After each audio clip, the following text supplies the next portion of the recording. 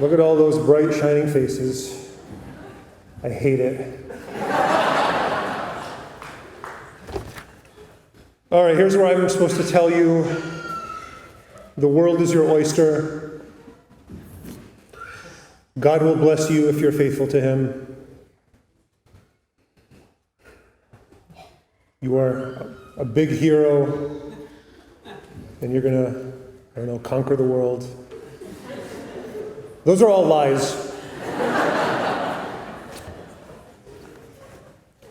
I'm going to tell you the truth instead.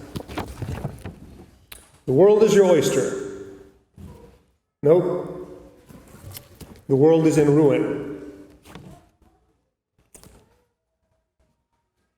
I wish Scoggins was here. I'm gonna quote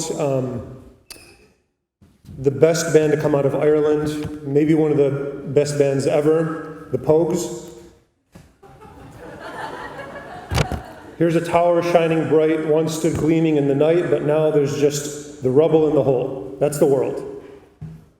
It's just a mess. It's fragmented, it's falling apart. It's a wasteland. It's not your oyster. In fact, it's probably a little worse than that. It's not your oyster, it's your enemy. I'm going to quote somebody else. Not an Irishman this time. A son of Abraham. Abraham of Ur.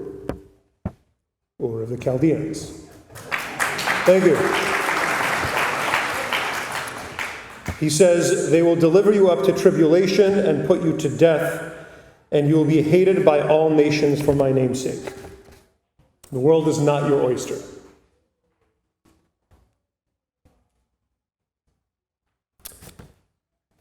God will bless you if you are faithful to Him. Nope. I'll explain, calm down. All of your parents are just regretting that they sent you here. Okay. No, what you can expect, the more faithful you are to God, is persecution. If the world is a wreck and you are on God's side, the world will hate you. And I hope you're on God's side. But even that is a little bit too easy. Persecution is a little bit too easy. You have worse than persecution waiting for you. You have temptation waiting for you. Hopefully, you are worth the devil's time and effort. That means temptation is waiting for you. And temptation is real. And that means the possibility of falling into temptation is real. I'm going to quote that same son of Abraham. "Then many will fall away." That includes maybe some of you. "And betray one another, and hate one another. And many false prophets will arise and lead many astray."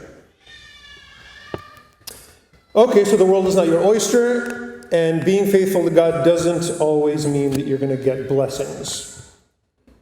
But at least you can fight through it, and at least at the end, you can be the hero. Nope. I'm sorry. I'm just telling the truth here. You think, you hope, you can bravely survive the persecution, you can heroically fight against temptation and be victorious. I repeat, nope.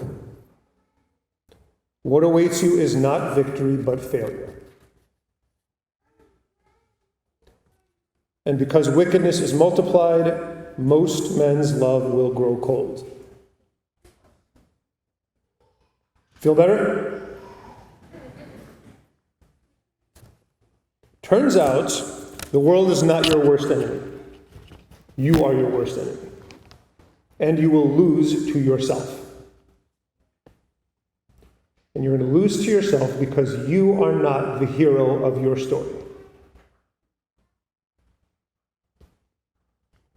But he who endures to the end will be saved. You will be saved. The Savior is the hero of your story. You are the goal. You are his goal, and you are also his obstacle. So what does that mean? What does it mean to let Christ be the hero of your story? Well, if the world is destructive, if the world is not a neutral place, if the world is trying to pull you apart, if the world is an enemy of Christ, what it means for you is your battle is going to be integration. You have to fight against the world which is pulling you into a million different pieces. You have to fight to become one. And that is what Christ is fighting in you.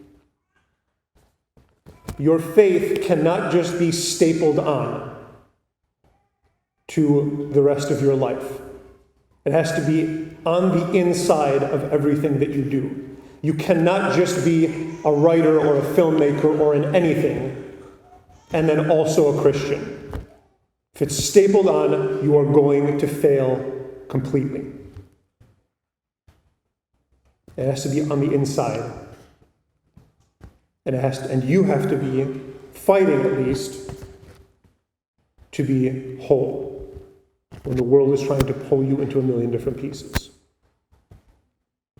What about persecution? What about temptation? That seems weird, right? We're trying to serve God, at least in our intention, at least in our will, and then as a result of that, things get worse for us. That seems a little bit unfair. I'm not sure it's easy to explain why God would get in our way when we're trying to do good. The point is that persecution, sometimes even temptation, is purifying. That means the goal is not doing, but being. If the goal were doing, then the Pharisees would be right. You just check off the stuff that you did, and then you're good with God. God cares less about what we do and more about who we are, because that's way harder.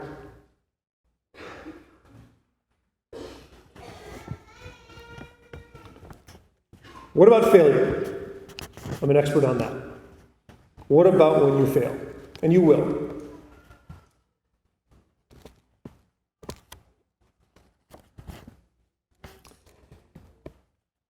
Let your failure be like the failures of Gilgamesh. Remember him? 3 of you do? That's good. Let it be a failure that brings wisdom. Let it be a failure that reminds you that you cannot do it alone. Let it be a failure that lets you know that you're weak and that your weakness is what makes you human. Let it be a failure that reminds you that you're not a god. So you shouldn't waste your time trying to be a god. Try instead to be a decent human being, because that's hard enough. He who endures to the end will be saved. In the end, it's an endurance battle. It is a long run. So keep running, and even when you fail, get up and run again.